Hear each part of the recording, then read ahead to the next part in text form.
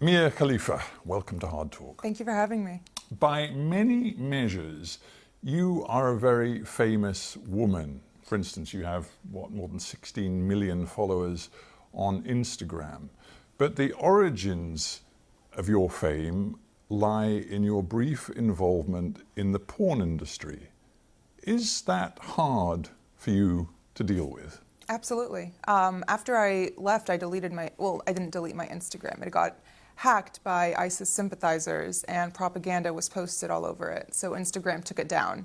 And I didn't recreate one for another year until I decided to kind of accept my fate as the infamous former porn star and try and change the narrative. So I recreated an Instagram account and tried to, for lack of a better term, become an influencer. If you put your name, as indeed I have done researching this, put your name into Google and... On the Work Network? Yeah, well, it was work. But the point is, you get these countless links to videos. The word porn star appears immediately. That is something that you will never, ever overcome, however much... First of all, that's rude. I'm trying to. Yes, I understand that. It. I don't mean to say you want it to be, but it's the way technology, the internet works. Yeah. I'm not very Google friendly, and we're trying to change that. One of the first things that comes up is the site that I do not own or control, but where the homepage is written in first person, like I am the one running it. And on my Wikipedia, it's posted as my official website, and we've tried countless times to get it taken down, including taking legal action, but the company they won't hear anything, and we've made them countless offers. A girl who was brought by her parents to the United States from Lebanon, your home country, schooled in the United States, clearly smart, went to university in Texas, read history. How did you get involved with the sex porn industry?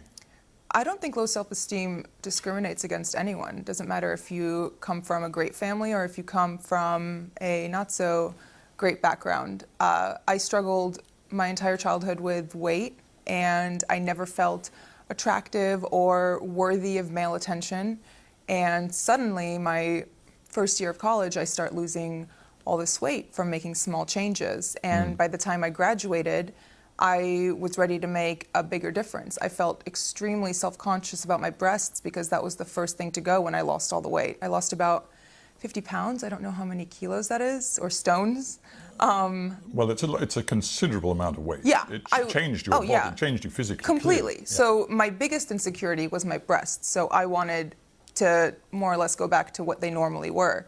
And once I did that, I started garnering all of this attention from men, and I was never used to it. You were spotted, I think, on a street. I mean, there you were a young graduate wanting to sort of find a job, and you were spotted on a street by a guy who said, I can work with you, and clearly he opened up and said, it's the porn business. What was it in you that far from running away, was drawn into it? That's not how it was. It wasn't just, hey, do you want to come do porn? It was more so, oh, you're beautiful. Like, would you like to do some modeling? Oh, you have a great body. Like, I think you'd be great in nude modeling. Things like that. And after I came and toured the studio, it was very respectable. It was a gorgeous location. It was in Miami, in Doral, Florida. It was clean. Everyone who worked there was nice. All of their cubicles were decorated with family photos. Like, it was nothing dodgy or that made me uncomfortable. And after the first time I went in wasn't the first time I filmed a porn movie. It was the second time. The first time was more so, do you want to do this? Like, sign the paperwork, et cetera, et cetera. As we talk about it now, whether you feel a sense of victimhood, whether you look back at your younger self, because obviously now you're 26, but this is when you were 21, do you look at that 21-year-old and feel that she was used, she was very much a victim? I feel like she didn't have the tools to identify that she was being taken advantage of, and that what she was being told was lies. maybe not so much lies, but, trying to manipulate me to doing what they wanted me to do. I don't really see myself as a victim. I don't like that word. I did make my own decisions, even though they were terrible decisions. I think that if they asked you to perform a particular kind of sex act that you absolutely did not want to do, no, they can't force you. No. No, absolutely not. I mean, do you think it made a difference? I'm genuinely just asking that you're of Arab heritage. Your parents were from Lebanon. I'm from Lebanon. I was born and raised there. Exactly. You're Arab, and Arab culture is deeply conservative on the whole.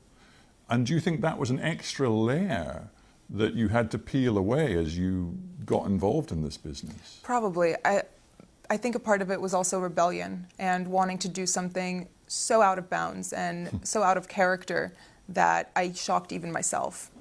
And I guess this is a very stupid question, but of course your family had no clue as to what you were doing. No, and they disowned me when they found out. Did they? Yes. After you made the video that I want to talk about in a moment, which involved you wearing the Islamic dress, the hijab, you, for a time, were the #1 most popular porn actress on Pornhub, which is this aggregator site for porn that is wildly popular throughout the world, it seems. And you were getting hundreds of millions of views. And yet, despite that, in the porn world stardom, you were paid a grand total for all the 12 sex videos you made. You were paid a grand total of $12,000 US. And yet you made millions and millions of dollars for both Bang Bros, the company that you worked with, and Pornhub, the aggregating site. How could that be?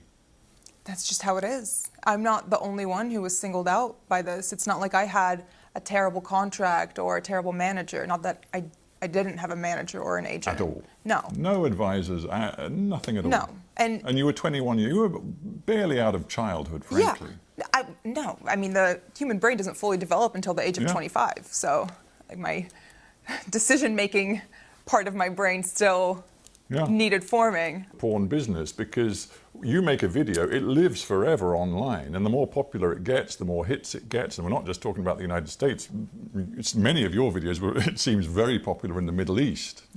The most popular in the Middle East. Which is interesting in itself. Because they're the ones who are tweeting death threats at me. Exactly. We'll get to that in just a moment. But the point of the finances is, however popular you became, the #1 star in this business, you had no residuals, no rights whatsoever to get any sort of recompense for your popularity. None.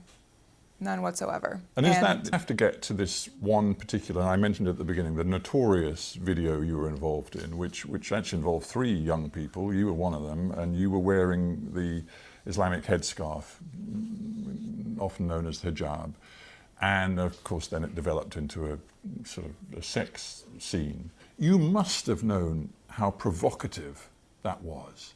I verbatim told them, you guys are going to get me killed. And they said? They just laughed. Why didn't you then say, I'm not doing it? Intimidation. I was scared.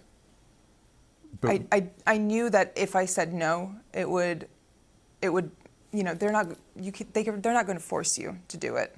At that point, that's rape. No one's going to force you to have sex. But I was still scared. I mean, have you ever felt scared not scared, but nervous to speak up and say something at a restaurant when your food's not right and the waiter comes by and says, how is everything? I was intimidated. I was nervous.